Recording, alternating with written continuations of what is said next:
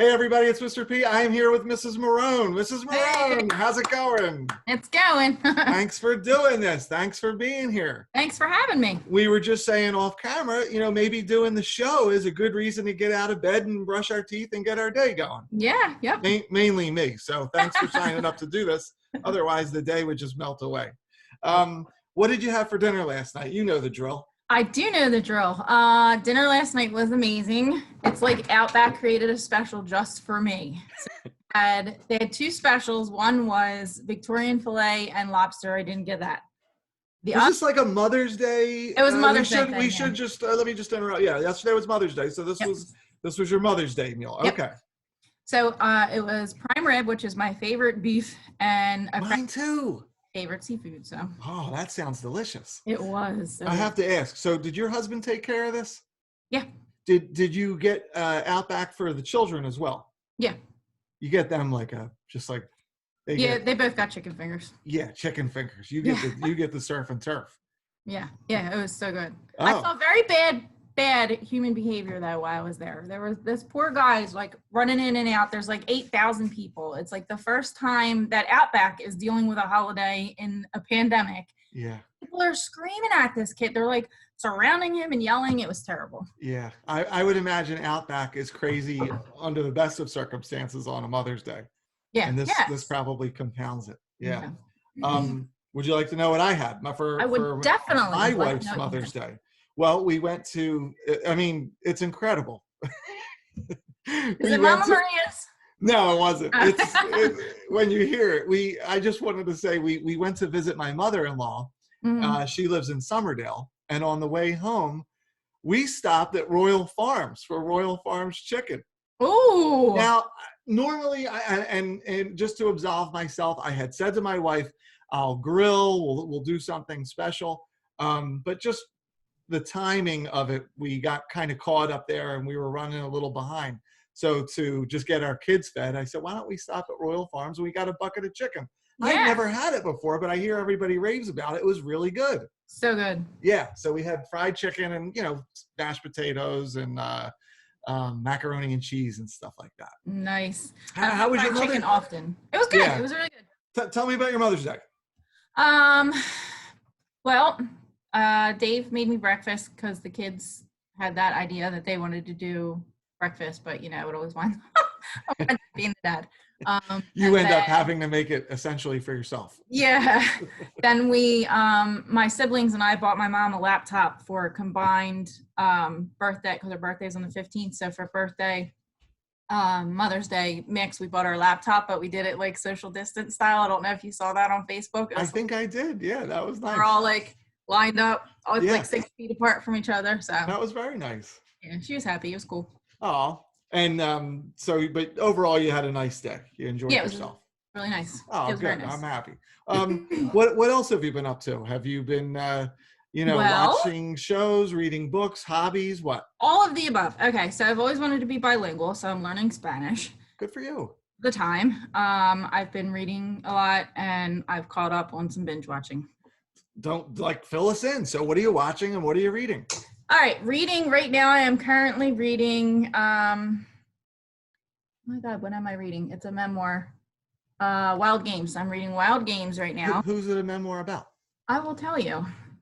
Sorry to put you on the spot. No, that's all right. Good stuff. Wild Game is, oh no, don't start playing. Adrian Brody. Oh, okay. Yeah, the actor. Yeah. It's about, so she helped her mom have an affair. It's. Wait, I said he. It's a he, right? No, she. Adrian Brody. I don't know who I'm thinking of. I thought, wasn't he? I have no idea who she is, but okay. I just, All right. Well, I'm going to have to get to the bottom of this when this is all over. So she helped. Yeah. This is a woman that helped her mother have an affair. When she was a teenager. Go from Mother's Day to this. Yeah. Thanks, Jess. Yeah. And what about a TV show?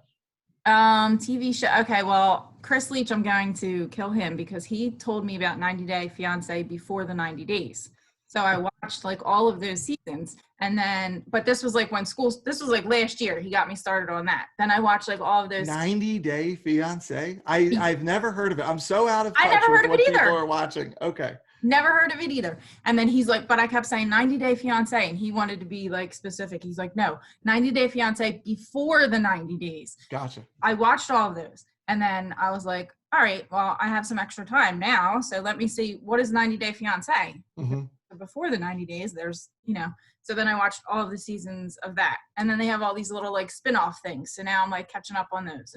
Oh, good for you. Hey, keeps you busy between that and the kids and work and all that kind of yeah. stuff. Just to go back to the language thing, how are you doing that? Are you using an app or a computer program or what? Duolingo. Yep. It's free. It's really cool. And I accidentally paid for a year membership.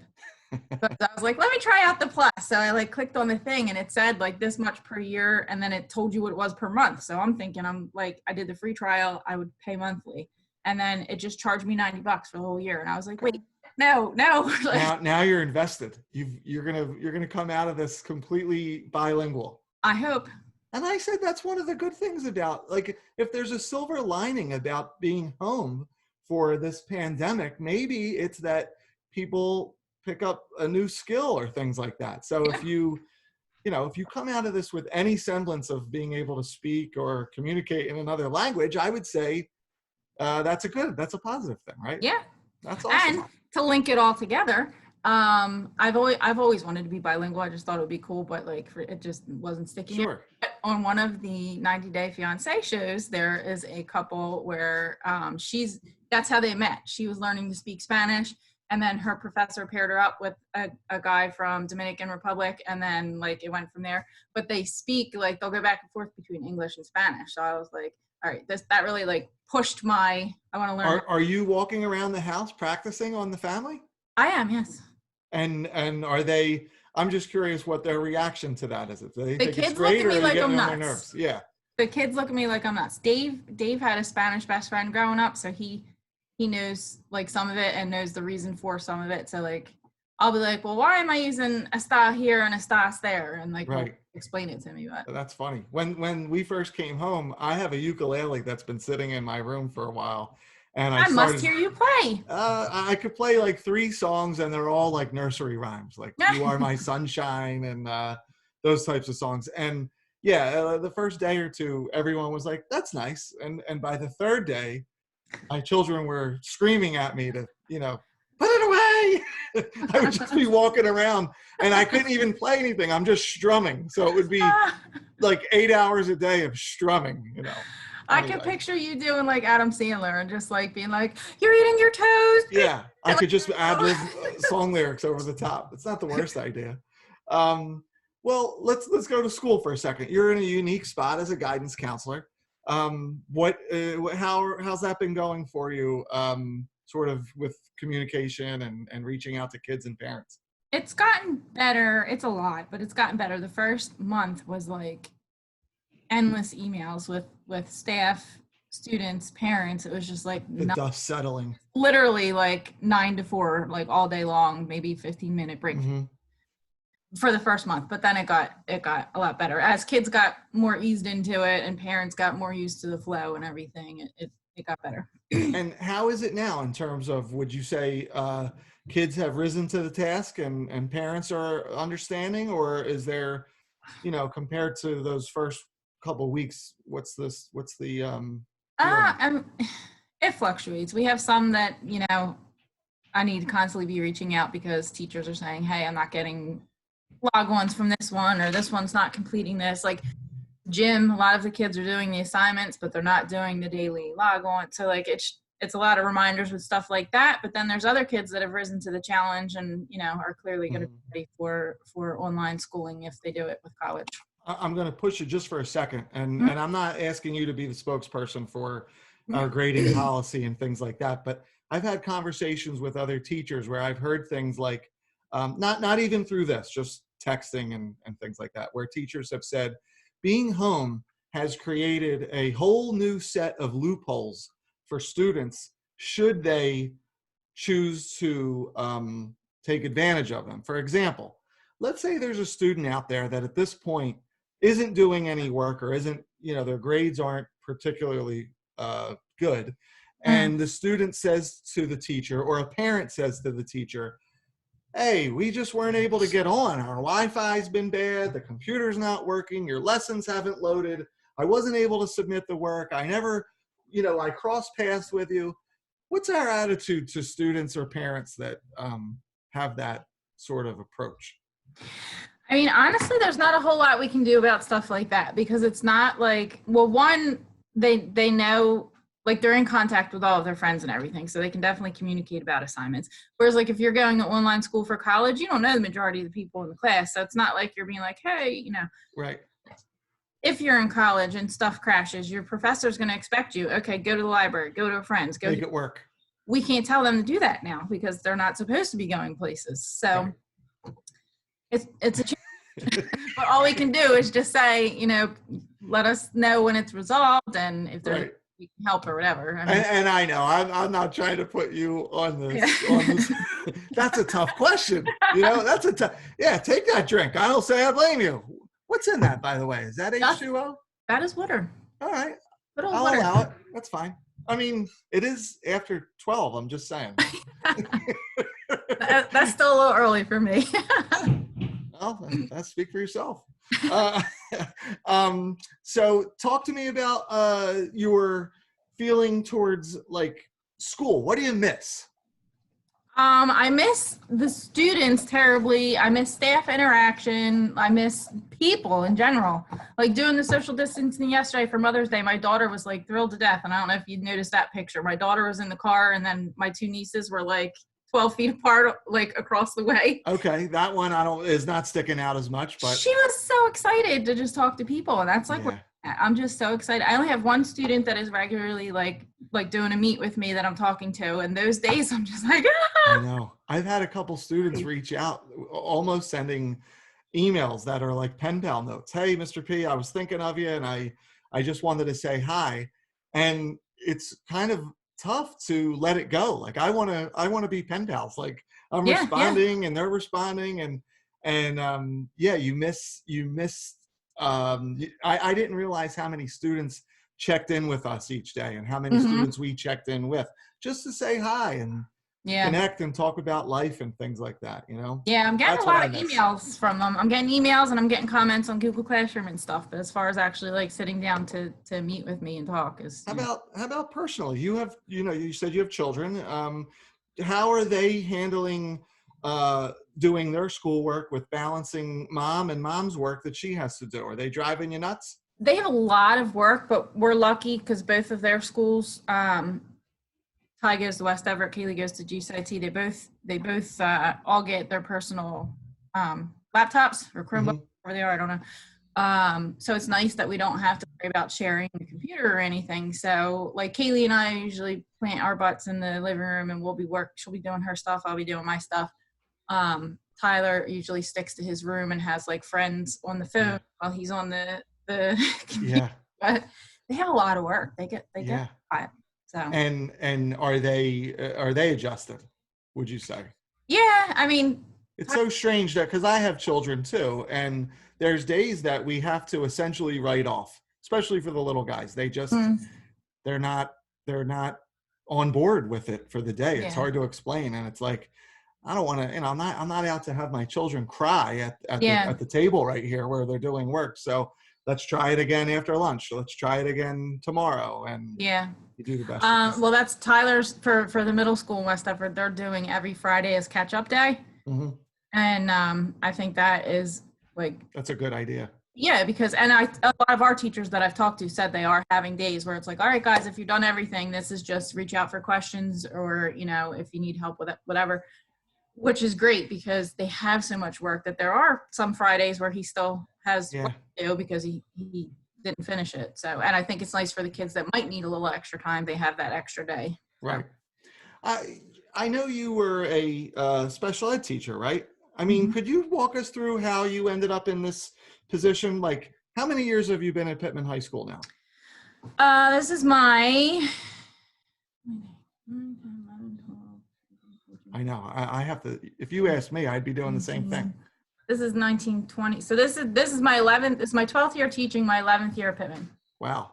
Well, And counselor. and what did you go to school for? Did you always want to be a guidance counselor? That sort of No. thing. So I actually originally wanted to be an elementary teacher, but I went and got certified as an English teacher and everything just to have like the extra. And then I got hired at Pitman Middle School to be basic skills teacher. And that was the first year that we had that huge riff where there was Right. a bazillion of us. I was one of those. So then the next year going into it, they got money over the summer. They had interviews and stuff. So I came up to the high school because Sherry hired me. Thank you, Sherry. And I love the high school. I can't imagine doing anything but the high school. I love it. What did like 10-year-old Mrs. Morrone want to be when she grew up? I always wanted to be a teacher. I just Really? didn't like going to school to do it. I didn't start college till I was 23 because I wanted to know parts of college. Well, I mean, I don't know if this is what you're alluding to, but I've had conversations with students that, a lot of teachers and people in education went into it as much for the teachers that they had when they were younger that they did not like as much as the ones that they did. I had a teacher that motivated me in a negative way. I was like, that person can't, I don't want to remember that. So absolutely. Yeah. I had two teachers, I guess one was middle, one was high. And then they were fantastic. I love them. I wanted to be like them. And then I had a 4th grade teacher who was awful, horrible. Honestly, it's harsh, but she was just a terrible human being. Yeah, I hear you. I wanted to never be that to a kid. Yeah, and now, and especially again in your role as a guidance counselor, you kind of can meet them on their terms, right? The kids. Yeah. So, yeah. Have you watched these interviews up to this point? You I have, sound like you're a fairly loyal viewer. I'm watching. I appreciate it. You're the one, I think there's maybe like 2 that I haven't watched yet. Okay. All right.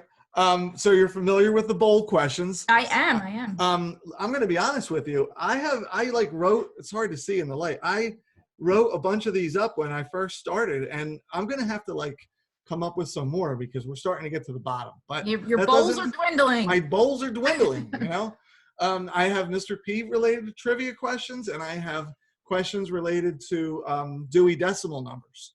All right, well-known Dewey Decimal numbers. So which bowl would you like to pick one out of, Mrs. Morrone? I mean, I want a P question. All right. I mean, I can't say I blame you. But I want to come in from the side. Everybody's coming in from the top. You want to come in from the side here? I don't know. Yeah. Hold on. I got to get my hand right. Got it? Got it. All right, good. Perfect. And then, on my screen, it looks like it is on the side. And sometimes when I watch them, it's like we're going this way. Well, on here, it looks perfect. So Thank you. At least to us, it looks yes. Good. Okay. This is not a bad question for you. You might be able to get this. Okay. Who is my least favorite sports franchise? Your least favorite? Least favorite. I hate this team. I mean, if it's the same team as mine, I'm going to go with the Yankees. Is Yankees your final answer? Yes. That would be close, but no cigar, Mrs. Morrone. New York Football Giants. Giants. Right? Now, listen, I'm going to explain to you. Okay. We play the Giants. The Eagles play the Giants. The Phillies are in a different league altogether than the Yankees, so I can't totally hold that against them. Plus, I went to college in the Bronx. What's that? But I'm a Red Sox fan. So I know you're a Red Sox. Yeah, that's true. You're a baseball girl. Which, can you tell? I mean, maybe you told me this before, but how did that happen? Me being a baseball girl or me being a Red Sox fan? Red Sox. Okay, so Does it involve Jason Varitek? No, that was just a bonus. Okay, that was gravy. I've always loved baseball, but I never really watched it because I was, running around as a teenager and everything. Anyway, when I met, always watched baseball, and his grandparents had a house in, they didn't have a house. They lived in Cape Cod. So he spent his summers, his parents shipped him off there in the summer. So the baseball that he grew up watching Sox. So then when I got together with him and he was watching baseball all the time, it was the Red Sox. So then I just kind of. Are you anti-Phillies and anti? I am not at all. No. You're a Red Sox girl. Yeah, Red Sox. And what about all the other sports? You're Philly or you're Boston? Yeah, I'm Philly. 100%. Okay. Yeah. Yeah. Baseball's the only one. And the Phillies, like I'll root for the Phillies, and they only ever play when there's interleague. So, I can do both. Do you go to the games when the Phillies play the Red Sox? I do, yeah. Yeah. I've been to a couple of them. They're a lot of fun. Yeah, Usually the Phillies lose, but they're still fun. Not last time though, right? No, you're right. I think last time the Phillies did win. Yeah, preseason Phillies beat. Yeah. I miss baseball. You got me so thinking do about it. I miss all. That's one of the weird things about this is how, I know not everybody's into sports, but man, I love sports and I miss it. I miss it all. We watched the NFL draft a couple weeks ago on TV as if it was like Oscars. We were like making popcorn and tuning in, Yeah, it was the only thing to watch. Yeah. So. But even like with Tyler playing baseball, he's on a travel team. So like our life right now is get your fill consumed with baseball. And I'm like, I can't watch it. I can't go to his games. Yeah. It's a shame. It is a shame. I'd like to bring it back to me. If all right. What would you say is the best part of being my friend? And if you don't consider us friends, then colleagues. You are both to me. This question is getting harder and harder to ask with each staff member that I interview. I would say our chats, we have so many good chats. We talk about books, we talk about music, we talk about sports like we just did. Yes. And I feel we like similar music, we have a lot of similarities. Yeah. Well, have you seen the thing I've been sending on Facebook? Because you're like not the one I'm sending today, but probably my tomorrow person I'm tagging. The album. This is the what 10 albums have influenced you? Yeah. I haven't seen it. No. What you're talking about tomorrow's post that you're gonna put? Today's post. I have somebody else I'm doing, but tomorrow you're getting it. Okay, so that's fine. I'm doing it, right? Yeah, good. Yeah. I'm sending it to people I think will do it. So. Can you give me a little bit of a tip as to what the album is that you're gonna tag me on? This won't air. By the time this airs, you'll have already posted it. So. Yeah. Trying to think of what I have. I'm posting Deja Vu today. Okay. I might do Perfect Circle with you. That'd be a good one. Yeah, we talk Perfect Circle. We talk about going to see shows at Union Transfer and stuff. Yep. Yeah, I that's another thing I miss. I can't believe it. Mm-hmm. Union Transfer had a thing. I follow them on Facebook, and they were putting out a pass that you could buy. I don't know how many of them. It's sold out, so I wasn't able to get one. But for $100 or something like that, you could get tickets to any 10 shows between now and the end of 2021, even if it was a sold out show.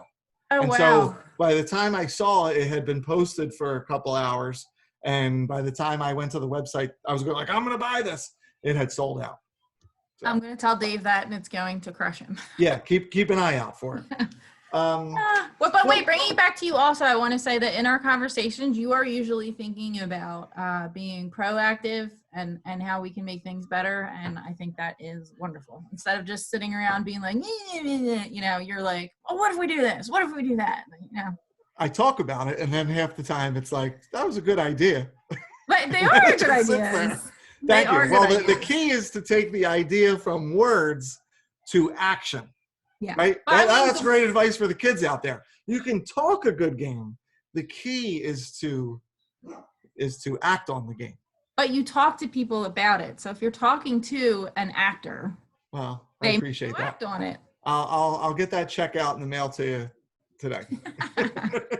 What do you miss? Or I asked you about what do you miss most about PHS? I'm sorry. What do you think is a quality that makes Pitman High School so special? The same thing everyone else says. We're just such a small, tight-knit community. Like I commented on two people's senior post thing today's that it's students that I don't even really know well, but they walk by and say, "Hi, Miss Morrone," with a smile, and it's just like we just have such a community. It's family. It's like the kids and the staff. It's like family. Everybody. When this is all over, I honestly don't know how to edit this stuff particularly well. We should ask a student or, Mrs. Kowalski or somebody in the building that could do this to edit that answer out of each person's answer, because I'm hearing relatively the same response from all students and all staff members. And we could turn that into almost like a commercial. Yeah. for the school. You know, what makes Yeah. Pitman High School so special? There's one of those ideas. It's this. Right. See, I'm talking about it. If anyone out there is listening and could act on that, that would be fantastic. I love it. It's good stuff. Before I let you go, is there anything that you would like to say to the students of Pitman and the Pitman High School community? I mean, can I throw out a little Spanish? I'd love it. I'm probably going to butcher it. No, you won't. Listen, I'm going to cut you off for a second. I'm sorry. This is what's so awesome. You're putting yourself out there. Who cares if you fail? I was just talking about Mr. Rogers. I'm going to go just a quick tangent. Mr. I love Rogers, him. right? Do you see the movie? I haven't seen the movie, but there's a documentary on him. And in the documentary, they ask celebrities, among other people, what makes him so special? And a lot of them mention the idea that he was willing to fail on TV. You know, like he would be practicing playing a tuba. You know, he'd be talking to a tuba player and he couldn't get a note out of the tuba. And that willingness to try, even if he wasn't immediately successful, is what was so one of the many qualities that made him so endearing. Absolutely, I agree. Mic drop. Right. So now you're going to do it with Spanish. Who cares if it sounds? You're beginning. Let's hear it. I mean, I think we all know I don't mind embarrassing myself. So. You and me both, kid. All right, let me think about this. Yo extraño mis estudiantes y yo quiero volver a la escuela, which means I miss my students and I want to go back to school. Oh, but that's not how I'm ending it. I love you guys all. I miss you guys, like students, staff, everybody. I just love. That's what I say all the time about our building. I just love it. Like it doesn't feel like going to work. Yeah. Like, so I really miss that. I really miss them. I hope that this stuff all just figures itself out and we can get back to real life soon. Oh, muy bien. Thanks, Jess. Hey, I really appreciate you doing this. I say the same thing at the end. I love you and I miss you. We've been to Disney on senior trips, and we are a family. And you know, not by no means am I plugging this thing or myself, but I hope some of the kids out there get to see you and reconnect with you for a minute. I think it's awesome that you're doing this. Thank you. I appreciate it. We'll talk soon. Okay, maybe we'll catch up on a faculty Zoom meeting down the road. Okay, hopefully it gets better. Hey, it was fine. Our principal had a little Wi-Fi connection issue. That's all. It's not her fault. All right, we'll talk soon. Okay. Bye. Yeah, bye.